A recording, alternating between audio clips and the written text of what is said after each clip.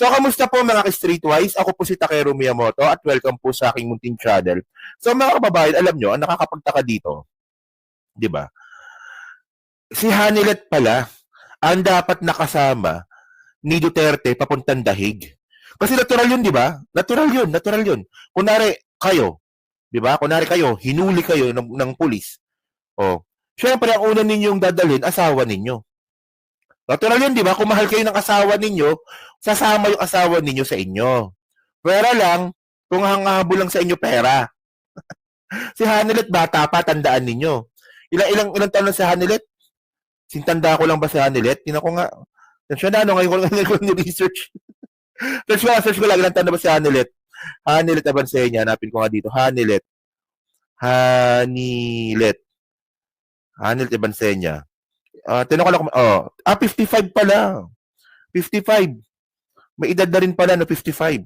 Pero kung kukumpara mo sa 80, sa 80 years old na si Duterte, so matanda si Duterte ng 25 years, tama ba? O 25 years, no? So nagkakilala sila ni Kitty, ilang taon lang si Hanilet? 30. So bata niya nakilala. Okay, oo. So bata niya nakilala si Hanilet. Di ba? Kasi alam niyo ang point ko dito mga kababayan, kung mahal ka talaga ng asawa mo, sasama sa iyo yan. Tama, di ba? Agree ba kayo doon? Hindi yan, ito hindi to marites ha, baka mamaya. Sabi nyo na naman, nag-intriga na naman ako. Yung kay Ipe, intriga lang yun. Pero ito totoo ito. Ito totoo ito. Oh. Totoo ha, sabi nyo dito, sabi dito oh. Oh. Ito balita ito sa ABS-CBN News kahapon. Oh, kahapon tama. Oh, wala daw passport. Hanilet declined to join Duterte to the Hague. Oh, alam niyo nakakatawa dito no? Ito po yung sagot ng pantanga. 'Di ba? Paano niya sabi na si Hanilet wala daw siyang passport? Galing nga siyang Hong Kong. Oh, ang point dito ayaw ano ba 'yan? 'Di ba? Ano 'yun? So, habang nakikinabang ka kay Digong, magkasama kayo. Nung si Duterte mayor tsaka congressman, magkasama kayo. 'Di ba? Tapos ngayon si Duterte ngayon ay medyo nasa oras na po nakagipitan, iiwanan mo. At ang rason mo, wala kang passport. Oh, come on. 'Di ba? Hindi pa kasi napirmahan ang withdrawal slip ng mga bank books. Kaya nagpaiwan. Patay tayo dyan. Ipe, tinan nyo, ano ba? May plano ba kayo ni Ipe? Kayo talaga Oy, alam nyo ha, yung content ko doon kay Ipe, umabot ng 100,000 views ha. Sabi dito, former President Rodrigo Duterte's partner Hanilet Abansenya was supposed to be his companion on his flight to The Hague, Netherlands, but she refused to join the trip. The Philippine National Police PNP said on Thursday. Kasi hindi mo pwedeng sabihin na may anak eh. Ilang taon na po si Kitty? Si Kiffy Too Dirty. Ilang taon na yun? 20 anyos na mahigit yun eh. Di ba? 24? Tama ba? 24, 25? Di ba nabubuhay na po mag-isa yun? Di ba hindi pwedeng hindi pwedeng idahilan na may anak kayo. Oh, si Kabit ang magtatago ng kayamanan ni Digong. O, di ba? Si Kitty 20, hindi lagpas pa. 20 lang ba si Kitty? 20 lang ba? Oh. So ito sabi dito na kaya nga na-delay iyon kasi nga nagpalit ng manifest dahil nakasulat sa manifest si Hanilet, said Police General Torre. Sabi nga po ni General Torre yan. And actually ito pa sabi niya wala daw siyang passport, which I don't believe. Wala siyang passport galing Hong Kong, Torre said. The CIDG chief said Abansenya refusal to accompany Duterte delayed the departure of the flight to Netherlands about an hour. So, pili kami ng isang abogado na nag-volunteer si Medaldiela. Di ba? So, mukhang matanda lang boss. 20 lang pala si Kitty, no? Bata lang pala yan, no? Hindi Kiffy, ito type ko May nagpauso nitong katong pangalan type ko Yata sa YouTube nito. Kiffy Too Dirty. Ito.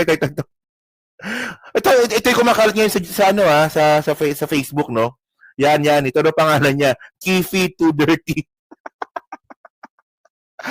Alam ko nagpauso nitong Kifi Too Dirty na to si ano si Dong Abay ata nagpauso nito. Kifi Too Dirty ang puta. Si Weekend Bake, no? Nabasa ko lang yun, ha? Nabasa ko lang yung Kifi Too Dirty, ha? Nabasa ko lang yun, ha? Hindi ako may gawa nun, ha? Kay Dong Abay ko nabasa yun. Oo. So ngayon, mga kababayan, ito. So actually, may video ata dito si si Tore. Ito. Yan. So, wait lang, ha? Ito, panoorin natin to. First choice namin doon, si Hanilet. Ayaw sumama. So, pili kami ng isang abogado. Ang nag-volunteer nga si E.S. Mijaldea. Kaya nga, na-delay pa yun. Okay. Kasi nga, nagpalit pa ng manifest.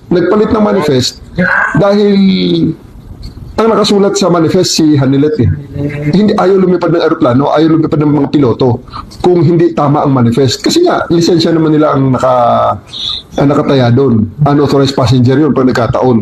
Ang gulo. Mga isang oras uli na delay yun. So actually, no, yung sinasabi nga po ng mga Duterte camp nga po na maraming irregularities daw po sa paghuli kay Duterte, hindi po Kasi kita nyo kahit po sa manifestation nga po na pag-flight nga po nakasama ni Duterte, naging mahigpit nga po si General Torre. So ano yung sinasabi nito ng mga to na meron daw pong irregularidad doon nga daw po sa pag-aresto kay Digong. Di ba? Pero wala General Torre, kinidnap mo kinidnap mo sabi ni Mijaldea, kinidnap mo wala. So ngayon ito.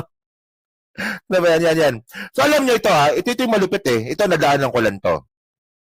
Ang may sabi nito si Secretary Gilbert Rimulya, ganyan dapat, nagsasalita.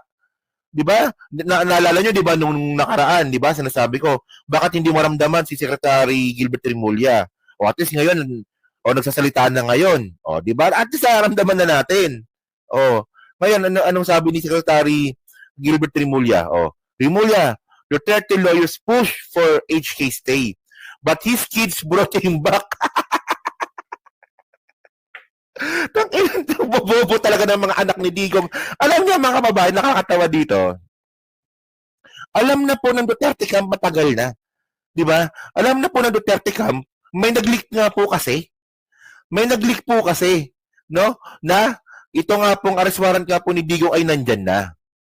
Kaya nga po sila pumunta ng Hong Kong, kasama na nga po si Kifi at saka si Hanilet, para doon na nga sila dapat magtago. Kaya nga dapat nga mga kababayan, maimbestigahan yan kung sino yung nag-leak. 'Di ba? Kasi dapat po kasi confidential po 'yun. 'Di ba? Dapat po confidential po kung kapag mayroon pong arrest warrant po ang isang tao, especially kung ito ay international warrant, dapat po confidential po 'yun. Pero ang tanong nga dito, bakit nag-leak? 'Di ba? So ngayon na point natin dito mga kababayan, 'di ba? Sabi daw po ito sabi ito ni sabi ito ni Gilbert Rimulya na gusto talaga ng mga lawyer ni Digong pag-stay muna sa China or sa Hong Kong.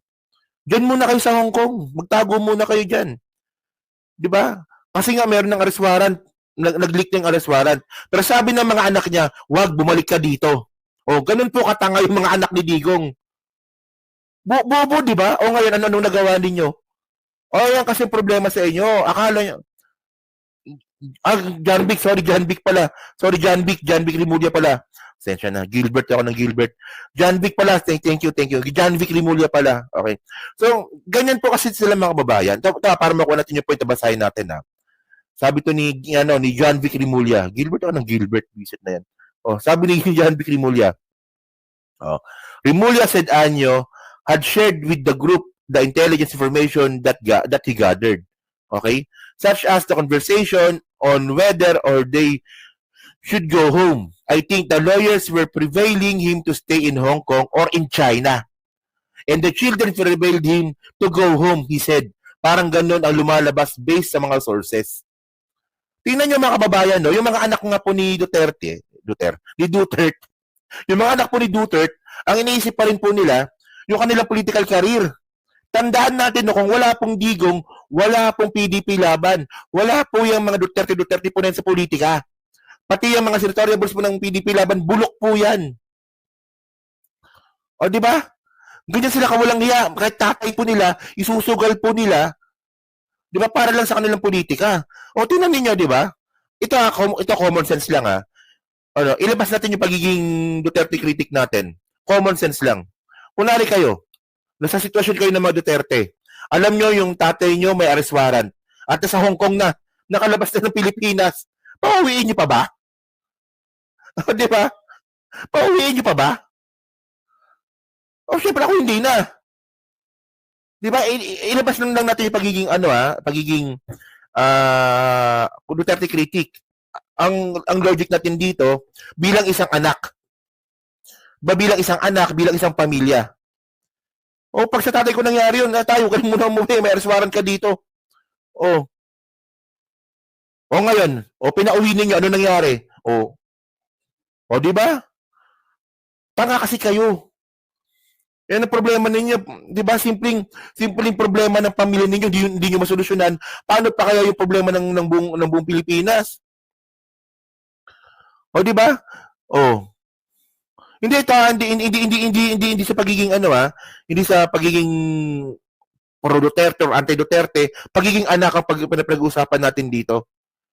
Kaibigan mo naman si Xi Jinping, pwede ka namang magtago doon, di ba? Kaya yun. Wala pinauwi ng anak di kayo, di na mas lalo ka na problema. Sasabi ko sa inyo And actually, mga babayan, ito. Kasi alam naman po natin na yung ICC arrest warrant po na yan, yung warrant po ng Interpol po na yan, ang nakalagay po sa batas natin, pwede pong i-serve, pwedeng hindi. Di ba? Pwedeng, hindi, sa totoo lang. Sa totoo lang, ganun talaga po yun. Di ba? Kung kayo po presidente ng Pilipinas at maganda yung relasyon nyo sa mga Duterte, pwede yung itago si Digong sa Pilipinas. Pwede yun. Ngayon nga lang, ang problema nga po ni Duterte, ang tagal po nagtiis po ni Presidente Bongbong Marcos sa kanila. Di ba? Ang tagal po nila nagtiis. Ang tagal po nagtiis ng ating presidente diyan po sa ginagawa ni Digong. Di ba? Binibigay po ni PBBM yung kamay nila sa mga Duterte para makipag-ayos. Anong ginawa po ni Digong? Tinawag na bangag. Nagkalat ng mga fake news. Nagkalat ng pulburon video. Pinagbantaan pa yung buhay. Ganun ba katanga ang presidente? Para pagtanggol mo pa at protektahan si Digong? Sabi pa ni Digong, kahit bukas na, uli na ako ng ICC. Di ba? Hindi, pero mga kababayan na nakalagay po sa batas natin, doon po sa Republic Act, nakalimutan ko na, nabasa ko yun Ang sabi po nga po doon, the Philippines may serve the arrest warrant of international tribunal ata yun. Basahin ko pa ba? Hindi na, huwag basahin. Di ba? So, ganun po yun. Kaya, araw-arawi ka ba naman? Di ba? Kaya nga araw-arawi ka ba namang murahin? Ganun ba katanga ang Presidente Bongbong Marcos natin? Ang Presidente natin po mabait. Yun nga lang po, sinagad nga po talaga nila. Sinagad po talaga nila. Ako naniniwala ako dun Di ba? Sinagad po nila ang ating Presidente Bongbong Marcos, kaya pa nagkaganito sila ngayon. Tapos sisisihin ninyo, si BBM, baliktad talaga utak na mga hayop na to. So ngayon mga kababayan, si Duterte, no? So ngayon, ang point natin dito, ito, meron pa pala dito, no? May video pa pala dito si General Torre. Ito, pakinggan natin to, Ito kay Ted Filon to, Binibigay na ang kamay, ang gusto nila, di ba? Ulo ni BBM, nga. Instruction, sino ang maaaring makasama ng dating Pangulo sa loob ng eroplano all the way papunta po sa the Netherlands? Ibinigay ko po sa kanya yung option na yun, na mamili siya ng kanyang kasama. Dahil 4 nga lang ang pwedeng ibigay sa kanya dahil limitado nga ang seating capacity ng jet. Long haul flight yun, hindi pwedeng punuin at marami pa silang mga gamit na dala. Mhm. Apat pala yung, hindi kita nyo, 4 pala kasama ni Digong, puro abogado. Wala man lang sumamang kapamilya doon. Wala man nakasama. Hindi man lang sumama si Hanilet. Yung kanyang oxygen concentrator, pinaakyat ko kasi sa aeroplano. Kaya para siguradong mayroon siya magamit, hindi siya maubusan ng oxygen. Mhm. So, ano pong sabi po ng dating Pangulo? Sino po ang kanyang gustong isama at Hindi maiwan ni Hanilet si Ipe. Grabe talaga. Sino ba nagpauso niyan? Sino ba nagpauso ng chismis na yan? Loko-loko kayo ah. totoo ba ho na ang gobyerno ay nagsabi na maaring sumama ka, Miss Hanilet? Yes, original talaga, nakasulat. Yun nga ang isa sa last na cause ng delay. Sayang ang oxygen. Sayang ang oxygen kay Duterte. Ang drama lang kasi yun, no? Dahil wala silang sinabi kung sino. So ako namili, isang nurse, obviously, kailangan yon. Si Romy, yung PSG na talagang yun lang humahawak sa kanya dahil yun ang instruction ko sa mga pulis ko. Mhm. Huwag yung hawakan as much as possible si former PRRD kasi hindi natin alam ang current status yan. Kaya kinausap ko yung PSG na talagang laging umaalalay sa kanya na ikaw nakakaalam yan, sumama ka. Pagkatapos ng isa, ibinigay namin kay Hanilet. Kaya lang, unfortunately, for whatever reason, she declined. So, ibinigay namin kay AS Medialdea. The problem with that is that ang naiprint na namin nga si Hanilet sa manifesto. Kaya nung mag-roll call ang piloto, nakita niya na, teka muna, sandali. Hindi tama, hindi tugma ang pangalan at saka yung mga sakay. So, delay na naman yon, pinalitan ng manifesto. Nilagay ang pangalan ni ES Medialdea, replacement ni Hanilet. Di ba? So, ganun pa rin nangyari. Okay. So, ewan ko lang ha, kayo ba napaka-unusual ba para sa inyo yon? Hindi, kasi sa akin, di ba? Kunwari, pag ginawa sa akin ng asawa ko, magagalit ako eh. Ewan ko lang ha, kung meron siyang ibang inutos kay Hanilet, na bantayan mo yung mga ari-arian natin. O, di ba? O, bantayan mo yung mga bangko natin. Baka may ganon. Pero kunwari, kung usaping mag-asawa, pag ginawa sa akin ng asawa ko yun na iniiwan ako sa ere, tangin na yung mumurahin ko yan eh. Hindi nga, andun na yung pangalan mo ha, nasa manifesto na yung pangalan mo. Hanilet, Abansenya, o Duterte, o kung Duterte na nga siya, ba't niya iniwan? O, di ba? O, kids want him to stay, but the government don't want him to involve. O, di ba? So, ngayon mga kababayan, ito yung pinakagusto nyo makita. So, bakit? So, meron bang kinalaman si Ipe? Akala nyo hindi ko sasama. Di ba? So, ngayon, ang tanong dito, bakit? Bakit? Di ba? Bakit hindi sumama si Hanilet? So, laki pala ng ilong ni Ipe, no? So, kayo ba, naniniwala ba kayo? Ang intriga na naman nito. Kayo ba, naniniwala ba kayo? Kasi ay nang lumalabas sa chismis na naman ngayon eh. Kayo ba, naniniwala ba kayo na meron kinalaman si Ipe?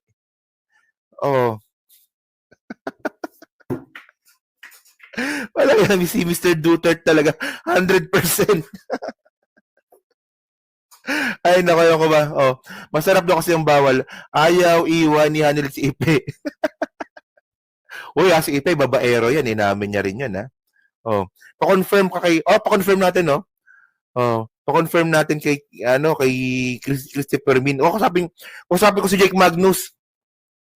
Jake, paki-confirm nga kung totoo lumalabas sa chismis na paglabas ni Digong sa bansa, sila na ni Ipe at ni Hanilet. Diba? So yan para sa akin ako natatanong lang ako pero alam naman natin. Yeah. So yun so yun mga kababayan, so kayo po ano nga po masabi niyo nga po dito sa pag-iwan nga po sa ere po ni Hanilet kay dating Pangulong Duterte. Diyan nga po sa pagpunta nga po sa ICC. So, kayo ba, sa tingin niyo ba napaka-unusual ba nun? Normal ba yun sa mag-asawa? Kung mag-asawa nga sila, no? Normal ba sa mag-asawa na kung kailan nasa kagipitan yung asawa mo, iwanan mo?